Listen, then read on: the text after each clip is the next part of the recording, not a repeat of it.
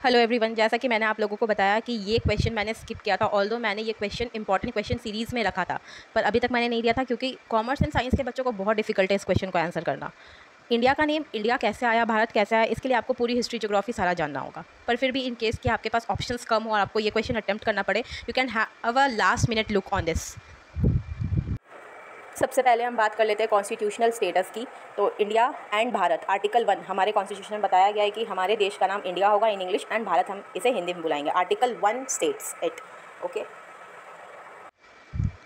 सबसे पहले इंट्रोडक्शन लिखना होगा कि इंडिया का नेम इंडस वैली सिविलाइजेशन से लिया गया है। इंडस एंड इंडिया बहुत मिलता जुलता वर्ड है, तो वेस्टर्न नेशंस ने वहाँ से इंडिया को ये नाम दिया है।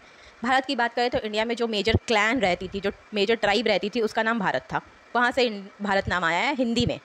अब हम और भी बाकी सारे नाम की बात करें तो इकोनॉमिकली इंडिया को गोल्डन स्पैरो, सोने की चिड़िया बोला जाता था। अगर हम बात करें एंशिएंट हिस्ट्री की तो ऋग्वेदा में आर्यव्रत का नाम दिया गया है क्योंकि यहाँ पे आर्यंस रहते थे, उनकी पॉपुलेशन ज़्यादा थी। बेसिकली ये आर्यव्रत नाम ना अपर इंडिया के लिए था, मतलब गंगा वैली के आसपास के लोगों के लिए। अब डाउन साउथ की बात करें अगर हम, तो जम्बू द्वीप एक नाम है, वो फेमस है। वो सिर्फ इंडिया के लिए नहीं है, साउथ ईस्टर्न नेशंस को जम्बू द्वीप बोला जाता था। इस तरह से बहुत सारे नाम है इंडिया के। एक फेमस नाम है हिंदुस्तान।